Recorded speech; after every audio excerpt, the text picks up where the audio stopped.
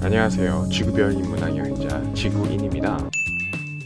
미국에서만 그동안 271개의 스트리밍 사업자가 출연했고요. 단적으로 몇 가지를 정리해보면 첫 번째는 애플 TV가 있죠. 애플 TV는 유통 입장에서만 보면 그 누구도 따라올 수 없습니다. 바게닝 파워로만 치면 구글보다 쓸지도 몰라요. 브랜드 파워가 워낙 좋고 충성 고객들이 많으니까 거기다 쩐도 있으니까 컨텐츠 긁어 모으는 건 일도 아닐 수 있거든요. 그리고 어차피 애플이 스마트폰 팔아서 돈 버는 제조업체가 아니에요. 플랫폼 비즈니스 하는 회사거든요. 수수료 비즈니스는 사실상 사양 사업입니다. 글로벌 비즈니스가 아니면 수수료 비즈니스는 먹고는 살아도 발전, 이른바 성장이 낮기 때문에 오늘날의 수수료 비즈니스는 대부분 안 좋아요. 그래서 온디맨드 업체들이 훅 나타났다가 다 사라진 거거든요. 근데 애플은 개념이 좀 달라요. 앱스토어, 팟캐스트, 애플뮤직 다 플랫폼 비즈니스의 수수료 기반 구독 서비스거든요. 아이폰을 기반으로 한 애플 TV는 상당한 파괴력을 지닐 수 있습니다. 단 애플 TV가 고질적으로 가지고 있는 콘텐츠 문제를 해결한다는 말이죠. 아직까지 애플 TV의 콘텐츠 수준은 씨알도 안 먹히는 수준입니다. 디즈니 플러스 같은 경우에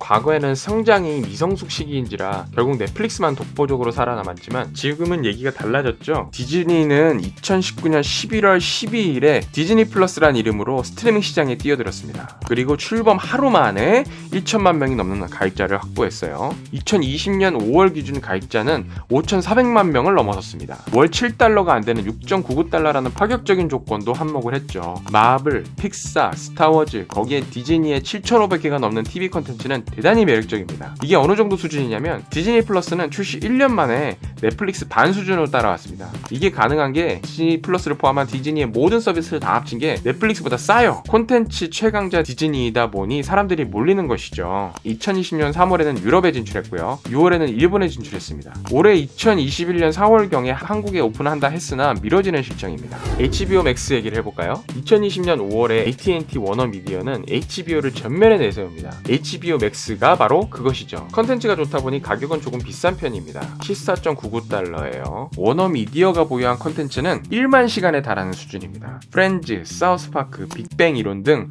헐리우드 클래식부터 일본 지브리 스튜디오 애니메이션들, 그리고 배트맨, 조커, 웨스트월드, 왕자의 게임 같은 기본 팬베이스가 두터운 컨텐츠들도 어마어마합니다. 컨텐츠로만 따지면 뭐 더 말할 필요가 없죠. 참고로 코로나 기간 중에 넷플릭스 시청률 1위가 프렌즈입니다. 클래식한, 꿀재미 보장된 진짜 재미있는 콘텐츠들이 팔리는 거예요. 다시 봐도 재밌으니까. 그리고 정주행할 수가 있으니까. 우리나라도 참고로 그래서 웨이브야가 무한도전 때문에 엄청 잘 나가거든요. 무한도전 하나 때문에 웨이브야 가입하시는 분들이 있어요. 그리고 우리나라 넷플릭스에서는 프렌즈가 있는데 의외로 미국을 제외한 제3국에서는 프렌즈가 없는 경우가 많습니다. 왜냐면 이게 콘텐츠 사용료가 너무 비싸서 그래요. HBO는 이런 문제를 쉽게 해결해줍니다. 왜냐면 워너의 오리지널 콘텐츠들이거든요 다. 더구나 HBO도 콘텐츠 회사죠. 그러니 5월 27일 날 출시했는데 첫날 어플 다운로드만 90만 건이 넘었습니다. 좀 생뚱맞긴 한데 미국판 어린이 프로, 우리나라로 치면 뭐 뽀뽀뽀 같은 세스미 스트리트 같은 경우도 HBO 맥스에 있어요.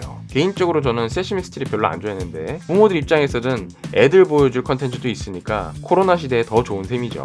참고로 스트리밍 시장에서 경쟁이 세지다 보니까 컨텐츠 가격이 계속 올라요. 좀 오래되다 보니까 우리나라에서는 인기가 고만고만하지만 사인필드 같은 대형 시트콤은 뭐 연간 1억 달러가 거의 공식처럼 되고 있습니다. 100회가 넘어가는 에피소드를 가진 이른바 미드들이 그 중심축입니다. 100회가 넘는다는 얘기는 시즌 10 정도까지도 간다는 얘기고 인기가 있는 팬층이 두텁다는 얘기예요. 거기다 양이 어마어마하니까 고객을 낚기나기가 좋아서 돈 쓸 가치가 있는 것이죠. 빅뱅 이론도 HBO가 원화에서 사들인 가격이 6억 달러 수준입니다. 우리나라로 치면 6천억, 7천억 이렇게 하는 거예요. 단적인 예로 코로나 시즌에 넷플릭스 시청률 1위를 차지한 콘텐츠가 프렌즈라고 말씀드렸죠. 넷플릭스가 워너의 프렌즈 계약 때문에 주는 돈이 매년 1억 달러입니다. 통계약이 아니라 매년 그렇다고요. 매년 아무것도 안 하고 현금으로 1,000억 원을 받는 거예요. 심지어 넷플릭스 같은 경우는 국가마다 다 계약을 따로 해야 돼요. 예를 들면 우리나라나 미국에서는 지금 프렌즈가 잘 나오거든요. 근데 멕시코 같은 데서는 프렌즈가 안 나와요.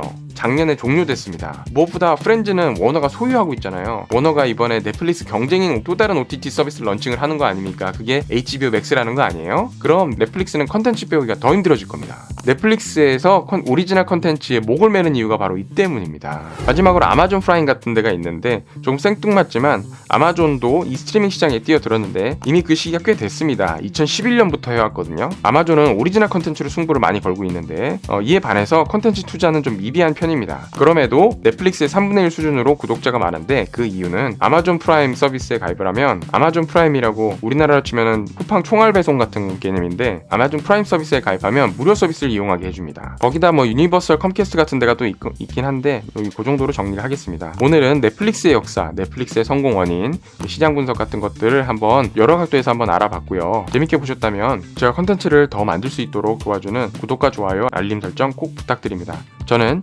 지구별 인문학 여행자 지구인이었습니다. 바이바이.